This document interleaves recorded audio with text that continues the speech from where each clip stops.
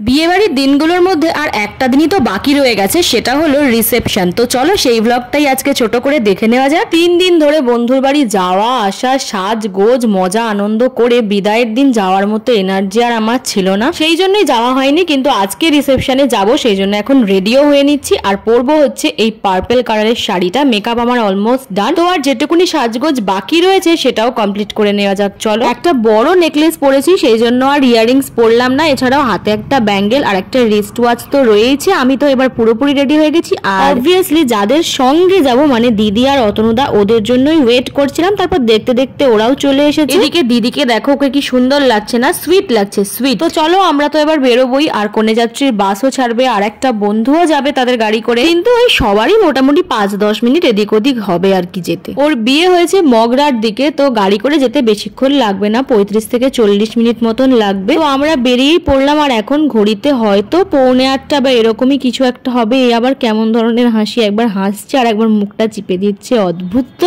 এই যে ওর ক্লাসটা একদিনও ভুল করে রেখে চলে গেছিল, আজকে আমি নিয়ে যাচ্ছি বিয়ে বাড়ি। ব্যাস সমনি নজরে পড়ে গেছে। পিছনের সিটে আমরা বসে বসে বকবক করছি আর অতনুদা এখানে মনোযোগ সহকারে ড্রাইভ করছে। যাই হোক, দেখতে দেখতে আমরা চলেও এলাম। এই যে দিদির পেছনেই যে ভেন্যুটা রয়েছে, প্রতীক্ষা লজ বোধহয় লজটার নাম, এখানেই হচ্ছে আজকের অনুষ্ঠান। আর অতনুদা এখানে ঘোরাঘুরি করছে, গাড়িটা কোথায় পার্ক করবে সেটাই দেখছে। গাড়িটা পার্ক করা হয়ে গেলে তারপরেই যাবো একসঙ্গে ওই পারে। আর এপার থেকেই আমরা দাঁড়িয়ে দাঁড়িয়ে দেখছিলাম যে ওই পারে গেটটা কি সুন্দর করে সাজানো রয়েছে। তো অনেক বকবক করে ফেললাম, আর বেশি কথা না বাড়িয়ে চলো এবার ভেতরে যাই। ঋত্বিকাকে কেমন লাগছে, কেমন সাজানো হয়েছে সেটা দেখার জন্য আমি ভীষণ এক্সাইটেড। এই গেট সাজানোটা দেখে একটা কথা মনে পড়লো, মামার বিয়ের সময়ও পুরো গলিতে এই ফুলগুলো ঝুলছিল। আমার ভীষণ ভালো লাগে এই ফুলগুলো। হাত দিয়ে একটু ছবিও তুলতে গেছিলাম, কিন্তু ফুলগুলো এমন ওপরে রয়েছে, খুব বাজে আসছে, মনে হচ্ছে যেন মন্দিরের ঘন্টা বাজাতে চাইছি। আমরা তো পৌঁছে গেলাম, ওদিকে আমার বন্ধুরাও অনেকক্ষণই বেরিয়েও গেছে, ওরাও নিশ্চয়ই চলে আসবে আর খানিকক্ষণের মধ্যেই। এখানে ঋত্বিকাকে দেখো কি ভীষণ সুন্দর সাজিয়েছে, আমার তো খুব পছন্দ হয়েছে ওর আজকের লুকটা। আর জয়দাকেও কিন্তু বেশ সুন্দর লাগছে।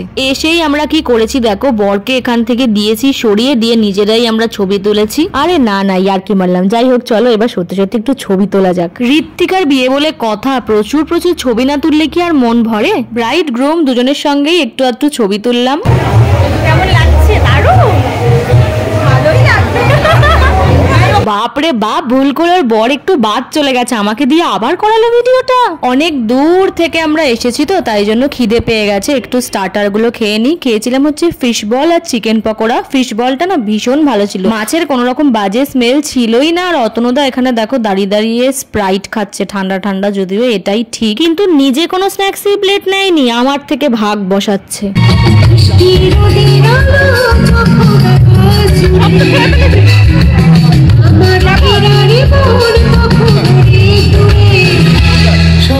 এই গানটা শুনে আমার একটু ভালো লাগলো। ধুর, এখন বিয়ে বাড়িতে আর এইসব গান চালাই না, অথচ এই গানগুলো চললেই কিন্তু দেখবে বিয়ে বাড়ি মনে হয়। এরপর আমি আবার ফ্রেঞ্চ ফ্রাইজ খেয়েছিলাম, তারপরে কোল্ড ড্রিঙ্কের মধ্যে ফ্যান্টা, স্প্রাইট, কোক অনেক কিছু ছিল। আমি খেয়েছিলাম থামস আপ, আর হ্যাঁ কফিও ছিল, কিন্তু এই গরমে আমি আর কফিটা খাইনি, স্কিপ করেছি। ব্যাস, যেই বউ নেই অমনি বউয়ের সোফাটায় বসে পড়েছে, দিয়ে ছবি তুলছে। আর ছবি কে তুলে দিচ্ছে? ওর বর। আরে ওটা ব্যাট নয় রে, রেখে দে, ভাঙলে না তোকে বল বানিয়ে দেবে। উফ বাবা, এর ছবি তোলাটা শেষ হলে আমিও তো একটু চান্স পাই বলো। এই যে মেয়ে জামাইকে সাথে নিয়ে বসে আছে কাকু, এটা হচ্ছে ঋত্বিকার বাবা। এরপর অতনুদার আবার এখানেও একজন চেনা কালিগস বেরিয়ে গেছিল। এখানেই বিয়ে বাড়ি যাই, ঠিক চেনা কেউ না কেউ থাকবেই। তারপর আবার এদের সবার একসঙ্গে ছবি তুলে দিলাম। এই যে ইতিমধ্যে সৌমিরাও চলে এসেছিল, আর তারপরেই তো শুরু হয়েছিল আসল মজা।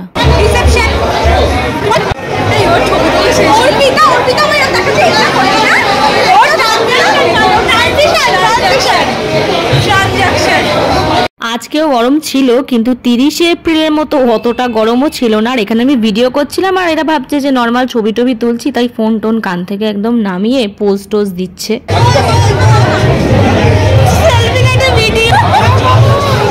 তারপর আমি এদের দুজনকে অর্ডার করলাম যে যা আমাদের জন্য একটুখানি থামস আপ নিয়ে আয়। এরা সেটা শুনলো।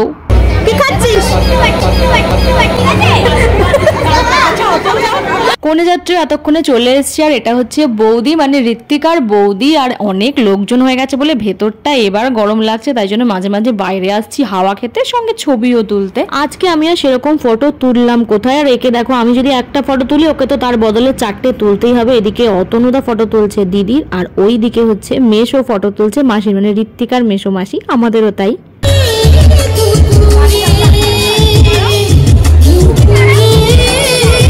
आज सजे आए वे सारा शहर, आज हो गई आवे रब दी महर।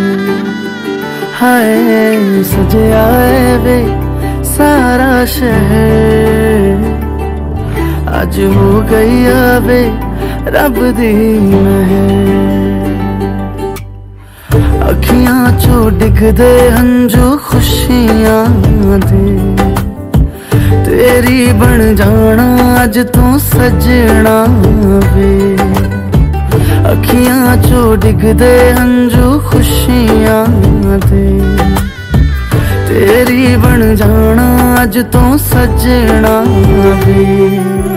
खुशियां दा चढ़िया अज वेला वे, सारे आने नचना सारे आने गाना वे। खुशियां दा चढ़िया अज वेला वे,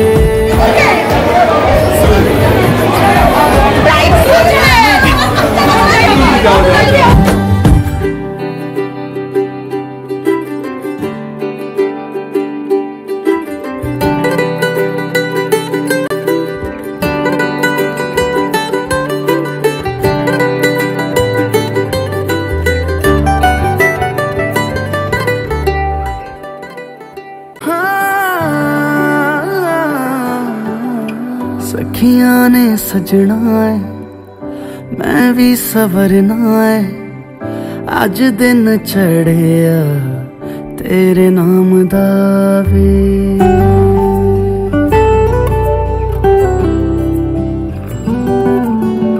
सखियां ने सजना। তো এই ছবি তোলা আমাদের খেতে যাওয়ার আগে পর্যন্ত কন্টিনিউ ছিল একদম। ভাগ্যিস তুই যে কাজটা করবো ভাবছিলি সেটা করিসনি, নাহলে ওর বর এসে আবার তোকে দুমদাম পেটাতো। दिल नहीं लगता है आके तू ले जावे, मैं तेरे इंतजार। अखियां चो डिगदे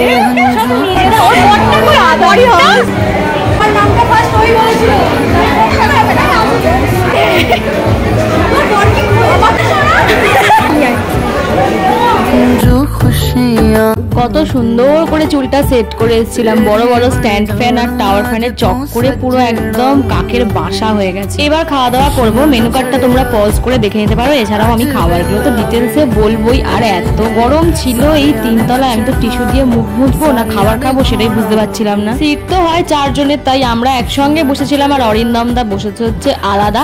যাই হোক, তো স্টার্টারে ফার্স্টেই ছিল হচ্ছে ফিশ বাটার ফ্রাই, প্রথমে সেটাই খেলাম, তারপরে খেয়েছিলাম হচ্ছে কড়াইশুটির কচুরি আর চানা পনির। দেখো শীতকাল চলে গেছে কিন্তু বিয়ে বাড়িতে কড়াইশুটির কচুরিটা কিন্তু সারা বছরই প্রায় পাওয়া যায়। এরপরেই ছিল আমার সব থেকে প্রিয় জিনিস মাটন বিরিয়ানি। শীত গ্রীষ্ম বর্ষা যে কোনো সময় যে খাবারটা সব সময় খাওয়া যায় সেটা হচ্ছে বিরিয়ানি। তার সঙ্গে ছিল স্যালাড।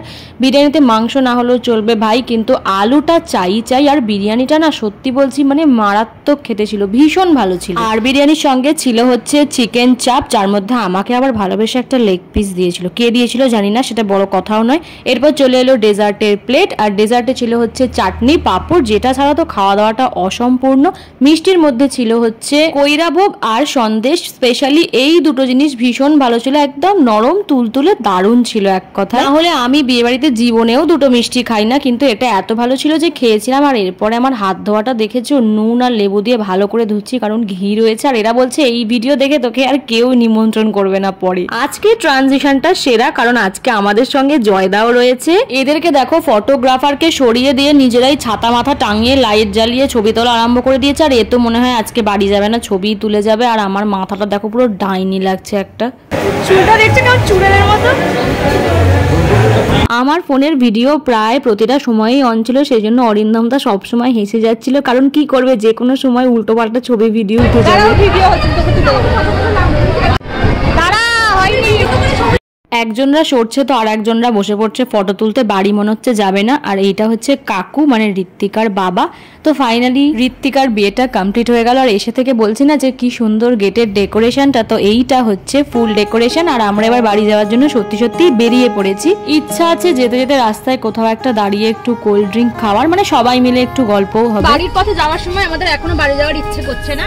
ওরা দুজন নেমে গল্প করছে, মানে অতনুদা আর অরিন্দমদা, দুটো জামাইবাবু, আর আমরা এখানে গল্প করছি। দুটো বুড়োর খুব বন্ধুত্ব হয়েছে।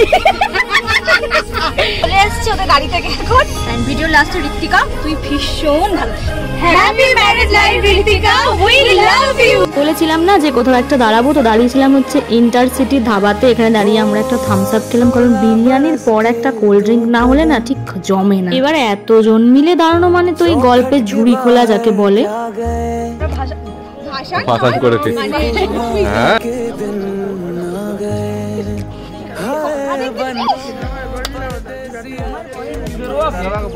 নিজের মুখটা দেখার আমাকে আজকে বাদ দিবে সব। আজকে তো